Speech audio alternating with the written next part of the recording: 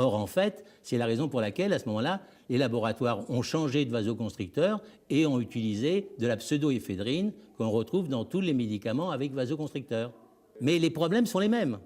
C'est-à-dire, les effets indésirables et les contre-indications sont les mêmes dans les deux cas. Donc, c'était illogique qu'on refuse la mise sur liste de tous ces vasoconstricteurs. Bon, résumons. Les antirhumes contenaient de la PPA, mais c'était interdit. Alors les labos les ont remplacés par la PSE, un autre vasoconstricteur, mais qui lui est autorisé. Et voilà le tour de magie. Une molécule remplace l'autre et les antirhumes restent en vente libre. Du coup, en 2012, la Commission réagit. Elle exige alors que les antirhumes soient délivrés sur ordonnance. Si vous obligez effectivement des patients à prendre un rendez-vous chez un médecin, forcément, vous allez avoir un certain nombre de personnes qui, du fait de la bénignité des symptômes, n'iront pas et donc le médicament ne sera pas prescrit. Et puis d'autre part, ça permet aussi éventuellement aux médecins de proposer d'autres solutions thérapeutiques pour soigner les symptômes du rhume que la prescription de ces médicaments. Pour la presse, l'affaire est donc pliée. Les antirhumes ne seront plus en vente libre. Et là, coup de théâtre. L'ANSM ne suit pas cet avis. Officiellement, les cas sont trop rares. Ces événements sont, comme vous l'avez dit, extrêmement rares, ce qui veut dire aussi que leur imputabilité, comme on dit dans le jargon, c'est-à-dire est-ce qu'on pense vraiment que le médicament a lui-même directement causé, au sens primaire du terme, l'effet indésirable, n'est pas établi. Officieusement, c'est peut-être une autre histoire. Pourquoi laisser un rhume vous gâcher la nuit ? 12 millions de boîtes vendues par an, c'est conséquent. Alors les industriels défendent leurs intérêts via leur association, la FIPA. Son but, promouvoir l'automédication et défendre ce marché de plus de 2 milliards d'euros.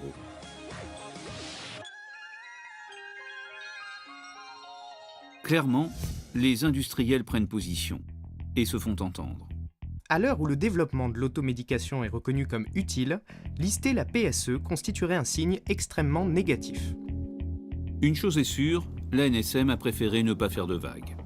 Je dirais que l'ANSM, à mon avis, doit être sous influence. Sous influence des laboratoires pharmaceutiques, car il est clair que si ces médicaments sont livrés que sur ordonnance, les ventes vont fortement diminuer. L'ANSM, elle, dément toute pression. Pour statuer, l'agence réclame de nouvelles études. Problème, elles vont être réalisées par les industriels. L'ANSM a demandé aux laboratoires concernés de mettre en place des études de type pharmaco-épidémiologie. On va demander aux firmes pharmaceutiques d'évaluer les dangers de leurs médicaments. Et ça les place dans un conflit d'intérêts terrible. Elles gagnent de l'argent avec ce médicament, elles doivent étudier ses effets indésirables. Ça ne colle pas. Bien sûr que la tentation est très forte de retarder un peu l'étude, parce que c'est difficile à faire, et puis on n'a pas assez de cas, et puis on n'a pas assez d'expérience, et puis il en faudrait un peu plus, et puis c'est difficile à analyser, et puis telle donnée, finalement c'est pas tout à fait sûr, on préfère en avoir d'autres. Bien sûr que la tentation va être de faire que l'étude soit menée très lentement, le plus tard possible, et que les effets indésirables, que les données les plus préoccupantes soient laissées dans l'ombre, et que tout ce qui est rassurant soit mis en avant. Prendre son temps, discuter les résultats des études, bref, gagner du temps. Une stratégie qui paye, même si la ANSM s'en défend. Pourtant, les antirhumes restent en vente libre, en attendant une nouvelle décision prévue en 2015. Professeur Chasse, vous avez vu le reportage, on a besoin de votre arbitrage. Est-ce qu'on n'aurait pas dû appliquer un principe de précaution qu'on brandit parfois un peu à tort et à travers, là quand même, non? Alors, je ne sais pas si le terme de principe de précaution s'applique. En tout cas, il faut que le doute, quand il existe, bénéficie toujours aux malades. En l'occurrence, ces médicaments ne sont pas vraiment très utiles. Leur efficacité est douteuse. En revanche, leur toxicité, on en a la certitude, elle existe. Comment expliquez-vous qu'ils soient toujours là, dans les officines, dans les pharmacies? Eh bien, Madame Martichoux, je ne me l'explique pas. Ah si, vous avez sans doute une idée. Alors, si l'idée c'est de se dire qu'il y a certains groupes de pression qui sont plus forts que d'autres, alors là, peut-être, effectivement, on peut se l'expliquer, mais j'espère que dans notre pays qui a vécu ces dernières années une véritable onde de choc en matière de sécurité des médicaments, on n'a plus cette chape de silence qui se qui s'oblige à un certain nombre de décideurs publics. Nous devons clamer des vérités scientifiques. Il y a aujourd'hui des certitudes. Ce n'est pas moi qui le dis. La Commission nationale de pharmacovigilance a été très claire à diverses reprises sur le danger de ces médicaments. Il est donc aujourd'hui temps de mettre un terme à une mise sur le marché intempestive et en particulier la vente libre de ces médicaments. Contrairement au paracétamol dont il est justifié qu'il puisse être accessible au public, ces médicaments n'ont rien à faire en accès libre. Alors c'est vrai qu'on a une marge de progression en termes d'automédication par rapport à certains pays qui sont bien plus avancés que nous. En particulier au nord de l'Europe. Vous pensez que fondamentalement, de toute façon, c'est une démarche citoyenne de se prendre en charge et d'avoir la possibilité d'aller se soigner sans passer par la case médecin et donc sécu et donc alourdissement? Alors, il y a quelques règles dans l'automédication responsable. La première de ces règles est d'éviter les âges extrêmes de la vie. Il faut éviter, par exemple, chez l'enfant, l'automédication chez l'enfant, ça peut être criminel assez rapidement. Chez le sujet très âgé, il faut savoir qu'il y a des dangers parce qu'un organisme âgé est un organisme qui va moins bien tolérer les médicaments. Donc, grande prudence. En revanche, chez la plupart d'entre nous, l'automédication peut être réalisée à condition qu'elle soit encadrée par un professionnel de santé comme le pharmacien. Il y a évidemment l'accès des médicaments sur Internet aussi qui rebat un peu les cartes. Récemment, les pharmacies ont eu droit de vendre sur Internet de façon assez encadrée. Je voudrais que vous écoutiez ce que dit à ce sujet le député UMP de la Marne, Arnaud Robinet. Écoutez. Moi, je suis très vigilant à cette vente de médicaments sur Internet. Aujourd'hui, le cadre législatif ou réglementaire en France n'est pas encore à son niveau optimal, donc il va falloir faire extrêmement attention. Moi, je dis attention, notamment dans l'automédication non contrôlée. C'est ce qui peut arriver, bien sûr, avec la vente de médicaments sur les sites Internet. Moi, je considère que pour la sécurité du patient, rien ne vaut un contact direct avec son pharmacien.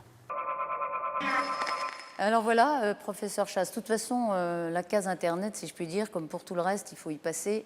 Les médicaments, vous êtes favorable à ce qu'on les achète d'un clic? Non. Je suis très déçu par la décision qui a été prise au niveau ministériel de libéraliser le commerce de médicaments sur Internet. On sait que en matière de médicaments, Internet, c'est un marché qui laisse le champ libre à 50% de faux médicaments.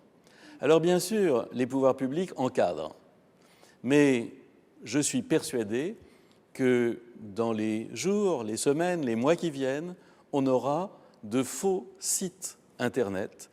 On sera persuadé d'acheter son médicament à la pharmacie de la gare de Châteauroux et en réalité, il y aura derrière un informaticien génial à Bombay, Singapour ou Shanghai qui enverra aux consommateurs de Nogent-le-Rotrou un médicament qui ne sera pas le bon médicament, qui sera un faux.